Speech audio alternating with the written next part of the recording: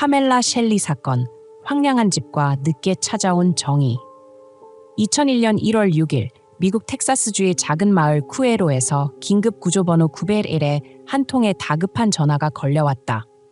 전화를 건 것은 연로한 남성이었으며 그는 어린 여성 파멜라 셸리의 기이한 죽음을 알렸다. 법의학 검시 결과가 발표된 후 경찰은 이를 자살로 결론지었다. 그러나 한 수사관은 이 결론을 믿지 않았고 무려 11년 넘게 조용히 수사를 계속하며 이 끔찍한 사건의 숨겨진 진실을 밝혀냈다. 미국의 실화 범죄 프로그램을 자주 시청하는 사람이라면 오래된 미제 사건을 재조사하는 프로그램을 알고 있을 것이다. 이러한 프로그램들이 인기를 끄는 이유는 이미 잊혀지고 미해결로 남은 사건들을 다시 조명하여 새로운 단서를 발견하는 데 있다. 그 중에서도 2001년 32세의 젊은 엄마 파멜라 셸리의 의문스러운 자살 사건은 특히 주목받았다. 심지어 현재까지도 텍사스 주민들은 이 사건을 떠올릴 때마다 공포를 느낀다고 한다. 두 아이의 엄마였던 파멜라 셸리의 비극은 2001년 봄 미국 텍사스주의 작은 마을 쿠에로에서 시작되었다.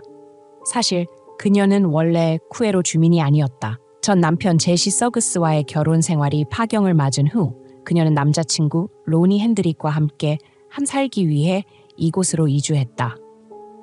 파멜라는 연인과 두 자녀 케일라와 더스틴과 함께 드윗 카운티의 한적한 시골에 위치한 작은 집에서 새로운 삶을 시작했다. 이곳은 핸드릭의 부모님 집에서 약 1.6km로 떨어진 곳이었다. 하지만 파멜라는 이 결정이 자신의 운명을 끔찍한 비극으로 이끌 줄은 예상하지 못했다. 2001년 1월 6일 오후 5시경 남미 지역의 901 긴급구조센터에 또 한 통의 다급한 전화가 걸려왔다.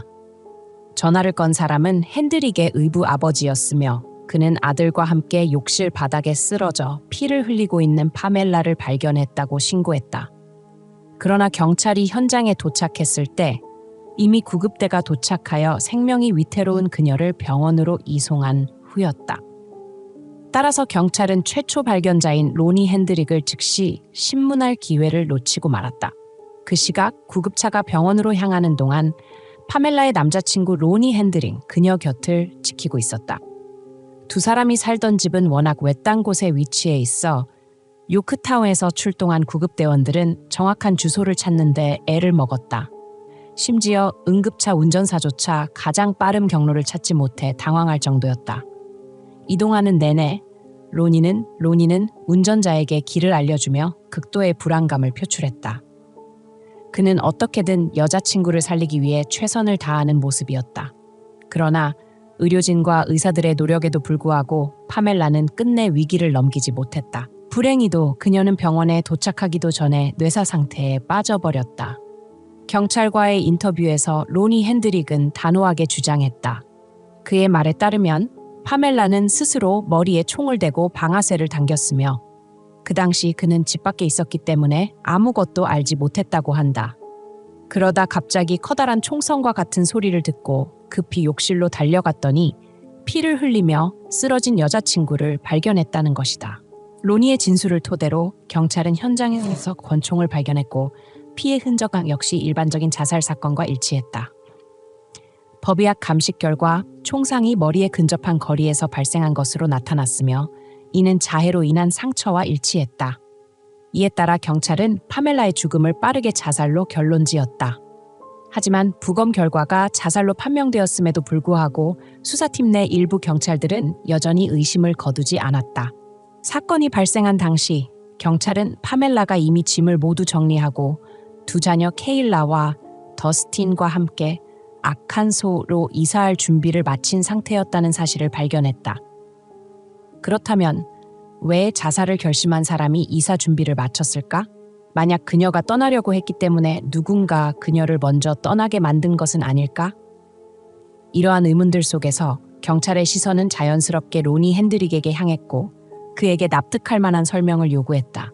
그러나 로니는 경찰의 의심에 대해 이렇게 답했다. 나는 파멜라를 여전히 사랑했고 우리 사이엔 아무런 문제가 없었습니다. 가족들이 증언해 줄 수 있습니다. 파멜라의 자살 사건을 두고 로니의 가족들은 또 다른 주장을 펼쳤다. 그들은 파멜라가 극단적인 선택을 하게 된 이유가 바로 그녀가 로니를 너무 사랑했기 때문이라고 말했다. 하지만 그녀의 딸 케일라 서그스가 새아버지와 함께 사는 것을 힘들어했기 때문에 어쩔 수 없이 아칸소로 돌아가야 했고 그로 인해 극심한 우울감에 빠졌다는 것이다. 그 결과 로니의 가족들은 파멜라의 죽음에 대한 책임을 케일라에게 떠넘기려 했다. 케일라는 어릴 때부터 고집이 센 아이였고 엄마의 남자친구인 로니를 극도로 싫어하며 반항적인 태도를 보였다고 한다. 결국 엄마가 그런 태도에 상처받아 자살을 결심했다는 것이 로니 가족들의 주장이다. 뿐만 아니라 그들은 경찰에게 파멜라 가족의 자살 이력이 있다고 강조했다. 실제로 그녀의 여동생도 자살한 적이 있었으며 어쩌면 그녀도 유전적으로 정신적 문제가 있었던 것은 아닐까요? 라는 말까지 덧붙였다.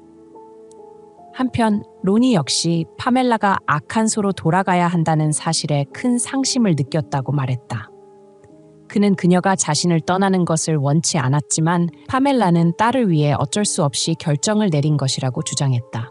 그녀는 로니를 깊이 사랑했지만 동시에 전 남편과의 양육권 문제로 딸을 잃고 싶지 않았다는 것이다.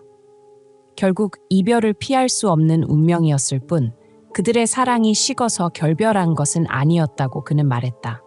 경찰은 로니 핸들리의 진술을 믿지 않았지만 그를 기소할 만한 결정적인 증거도 가지고 있지 않았다.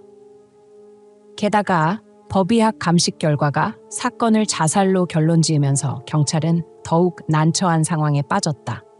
이렇게 사건은 미궁에 빠졌고 파멜라 셸리가 숨진 후 로니는 갑자기 사라졌다. 더 이상 조사할 용의자가 남아있지 않았다. 또한 파멜라는 그 지역에 가족이나 친구가 없어 그녀의 자살에 대한 의문을 제기하거나 법 집행기관이 사건을 끝까지 추적하도록 압박할 사참조차 없었다. 그러나 딸 케일라 서그스는 달랐다. 엄마가 세상을 떠난 후 그녀는 극심한 우울증에 시달렸다. 어린 마음에 내가 엄마를 자살로 몰고 간 것은 아닐까 하는 죄책감이 그녀를 끊임없이 괴롭혔다. 시간이 흘러 성인이 된 케일라는 한 언론과의 인터뷰에서 이렇게 말했다. 그 끔찍한 기억이 그 당시에 나를 죽여버린 것이나 마찬가지였다. 엄마가 시골 마을에서 총을 쏘아 스스로 목숨을 끊은 지 7년이 지난 2008년 데윗 카운관 조디 잡에서 훈련을 받던 수사관 칼 포엔 이 파멜라 사건을 다시 들춰보았다. 파멜라가 사망했을 당시 칼은 이미 수사팀에 있었지만 이 사건을 담당할 권한이 없었다. 그는 범인을 찾고 싶었지만 사건의 주요 내용을 오직 동료 수사관들을 통해 간접적으로 들을 수밖에 없었다. 그러나 가장 유력한 용의자인 로니 핸드릭이 사건 이후 갑자기 사라진 점이 칼의 머릿속에서 떠나지 않았다. 그렇게 몇 년 동안 수많은 의문을 품어온 그는 이제 사건을 재수사할 수 있는 권한을 갖게 되었다. 그리고 마침내 그는 보안관 조디 자베스키를 직접 찾아가 이 미제 사건을 다시 조사하고 싶다. 쓰고 요청했다. 경찰서에는 여전히 처리해야 할 사건이 산더미처럼 쌓여 있었지만 조디는 칼을 전폭적으로 신뢰했고 결국 그는 사건을 재조사할 승인을 받았다. 자발적으로 미제 사건을 맡은 두 경찰, 칼과 조디의 행동은 그 자체로 큰 존경을 받을 만했다. 그들이 다시 사건을 파헤치기로 한 이유는 단 하나, 바로 경찰로서의 도덕적 책임감이었다. 이 사건을 해결하는 데에는 어떠한 정치적 압력도 경제적 이해관계도 존재하지 않았다. 그들이 원한 것은 단 하나, 정의가 실현되는 것이었다. 사건 해결의 첫걸음으로 두 사람은 새로운 증인을 찾기로 결정했다. 그리고 이들은 매우 현명한 판단을 내렸다. 그들은 2001년에 이미 진술을 했던 인물들을 다시 조사하지 않았다. 대신 아무도 예상하지 못했던 사람에게 접근했다. 그 인물은 바로 피해자의 딸, 케일라 서그스였다. 피해자의 딸을 면담하기 전엔 파멜라 배의 죽음과 관련된 3가지 가능한 시나리오를 세웠다. 파멜라가 스스로 총을 쏘았다 자살. 누군가와 총을 빼앗으려다 사고로 발포되었 우발적 사고. 제3자에 의해 살해당했다 타살. 칼은 이 중 어느 시나리오가 진실인지 밝혀줄 사람이 필요했다. 그리고 다행히도 케일라 서그스의 증언이 그의 의혹을 해소하는 데 큰 도움을 주었다. 케일라의 증언에 따르면 로니 핸드리크는 폭력적인 성향을 지닌 사람이었다.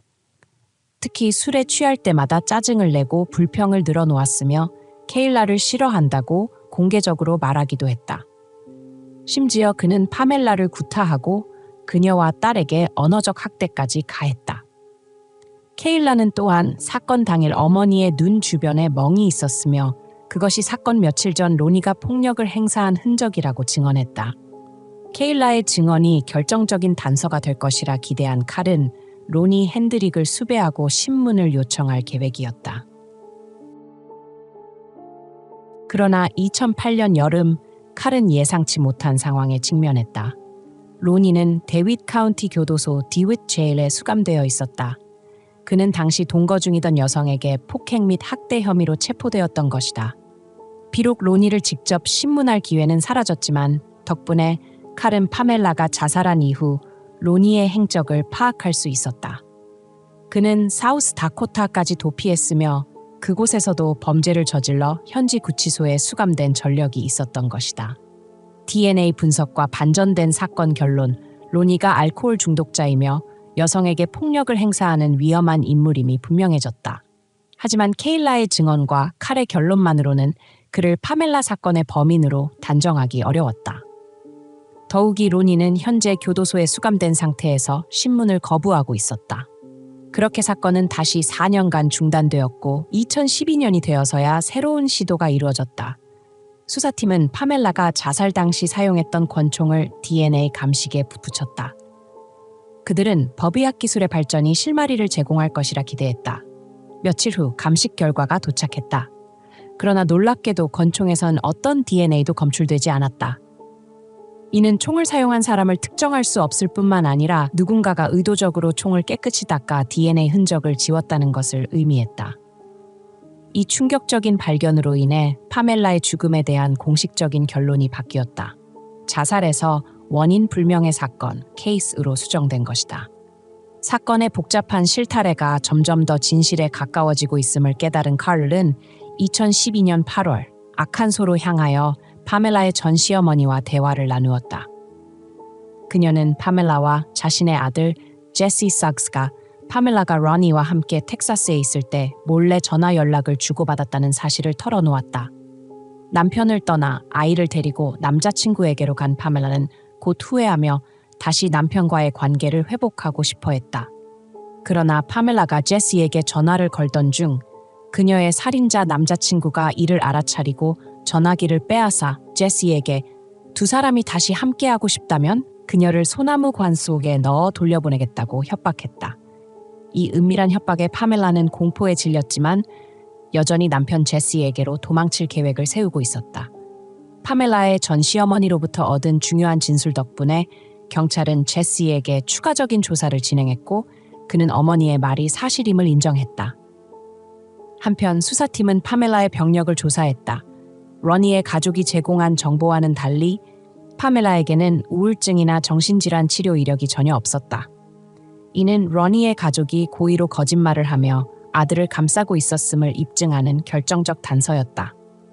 심지어 그들은 로니를 보호하기 위해 그 당시 어린 소녀였던 케일라 삭스에게 모든 죄를 뒤집어 씌우려 했다. 이러한 충격적인 진실들이 하나둘씩 밝혀지면서 경찰은 로니 핸드릭의 살인 동기를 확실히 파악할 수 있었다. 여자친구가 몰래 전 남편과 연락을 주고받고 재결합하려 한다는 사실에 격분한 그는 그녀를 살해한 후 자살로 위장했다. 결국 2012년 가을, 로니는 살인 혐의로 정식 기소되었고 2013년 9월 초 압도적인 증거와 불리한 증언들 앞에서 결국 유죄를 인정할 수밖에 없었다. 재판 결과 살인자 남자친구 로니는 법의 심판을 받아 징역 22년을 선고받았으며 텍사스주 쿠에로 시골 마을에서 벌어진 자살 사건이라는 미스터리는 마침내 종결되었다.